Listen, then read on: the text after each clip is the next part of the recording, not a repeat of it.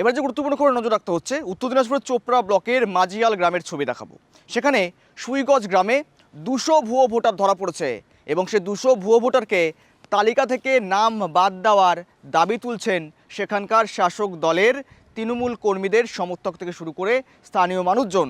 তারা দাবি জানাচ্ছেন মুখ্যমন্ত্রী মমতা বন্দ্যোপাধ্যায় এই বিষয়ে ভুয়ো ভোটার নিয়ে সরব হয়েছেন এবং তারপর থেকেই জেলায় জেলায় শহর জুড়ে বিভিন্ন ক্ষেত্রে কিন্তু এই একই রকম ভুয়ো ভোটার তত্ত্ব সামনে আসছে এবং সেক্ষেত্রে দাঁড়িয়ে থেকে মূলত ভুয়ো ভোটার এবং ভুতুরে ভোটার ইস্যুতে কিন্তু একটা রাজনৈতিক মহলেও বেশ চাপানোতর পরিস্থিতি তৈরি হয়েছে এবং সেক্ষেত্রে দাঁড়িয়ে থেকে এবার চোপড়া ব্লকেও 200 ভোটার সেক্ষেত্রে দাঁড়িয়ে থেকে কিন্তু এবারও প্রকাশ্য তালিকায়। কিন্তু মূলত প্রশ্নের বিষয়, সেক্ষেত্রে দাঁড়িয়ে থেকে নেয়াদ সংখ্যাটা কম নয়, 200 জন ভোটার তালিকায় যেখানে নাম রয়েছে ভুয়ো ভোটারের, সেখানে বারংবার নাকি ব্লক প্রশাসনকে জানিয়েও কোনো রকম সুরাহা হয়নি। এবার বাধ্য হয়ে তারা পথে নেমেছেন, বিক্ষোভে নেমেছেন। তারা দাবি জানাচ্ছেন যদি ব্লক দপ্তর কোনো রকমভাবে অগ্রাধিকার না করে, এই বিষয়ে হস্তক্ষেপ না করে, সেক্ষেত্রে দাঁড়িয়ে থেকে তারা বৃহত্তর আন্দোলনে নামবেন, এমনটাই হুঁশিয়ার দিচ্ছেন সেখানকারই শাসক দলের কর্মী সমর্থকরা। দেখুন কি জানাচ্ছেন তারা।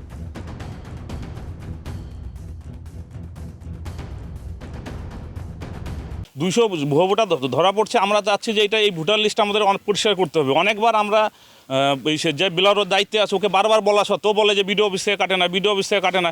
আর এইবার তো আমাদের মুখ্যমন্ত্রী শোনা যাচ্ছে যে ভুয়ো ভোটার নিয়ে খুব তৎপর।